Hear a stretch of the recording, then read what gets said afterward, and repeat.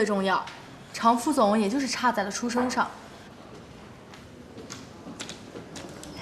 常副总，啊，来找顾总啊？啊，是啊，顾总他还忙着呢。忙着呢，忙着玩游戏。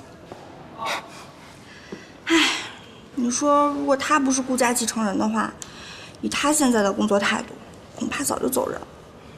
别乱说话，当心让他听见。常副总，你说如果坐在那个屋子里的人是你，该多好。你看，哎，顾总，你别说话。这是谁做的？公司下属部门送上来的设计方案。他们就是这么做事的吗？马上把所有部门主管召集起来开会。我倒要看看，他们一天到晚都在干什么。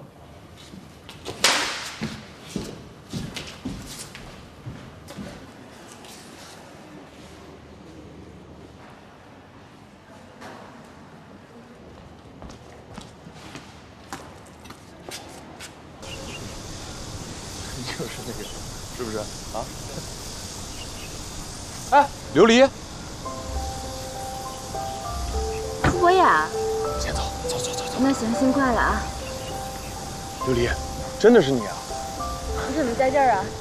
哦，我刚下班。咱们好久没见了。你还好吗？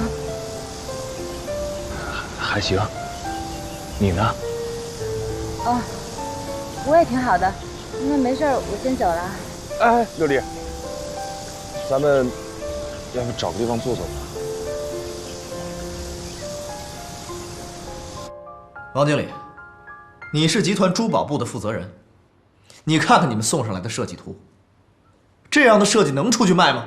你们大家都看一下，怪不得上个季度业绩下滑了20%，这是哪家设計公司做的？不行的話換一家。是，我知道了。還有服裝部，你們的設計圖我看了，總的來說還是不錯的，挺洋氣的。你們可以再加大一下宣傳力度，但是模特要注意。那天看到了，這是上一季度的模特，這樣的人能當模特嗎？讓人怎麼有購買的慾望？顏值很重要，知道嗎？